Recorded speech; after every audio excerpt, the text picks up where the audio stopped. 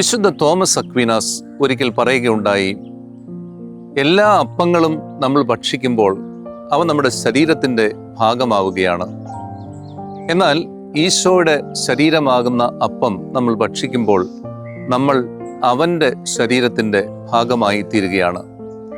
ഇന്ന് പെസഹ വ്യാഴം, വിശുദ്ധ കുർബാനയുടെയും പൗരോഹിത്യത്തിൻ്റെയും സ്ഥാപന ദിവസമാണ്.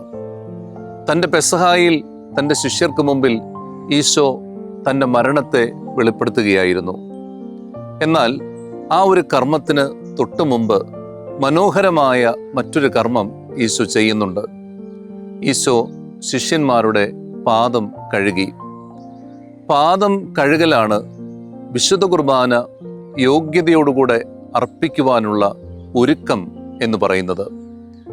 ഈ പെസഹായിൽ കർത്താവിൻ്റെ ശരീരത്തിനായി വിശുദ്ധ കുർബാനയിലേക്ക് അണയുന്നതിന് മുമ്പ് അവൻ നമുക്ക് നൽകിയ മഹനീയ മാതൃക നമുക്ക് അനുഷ്ഠിക്കാം. ജീവിത പങ്കാളിയുടെ, മക്കളുടെ, മാതാപിതാക്കളുടെയൊക്കെ പാദങ്ങൾ കഴുകി പൂർണ്ണമായ ഒരു വിശുദ്ധ കുർബാന അർപ്പണത്തിനായി നമുക്ക് ഒരുങ്ങാം.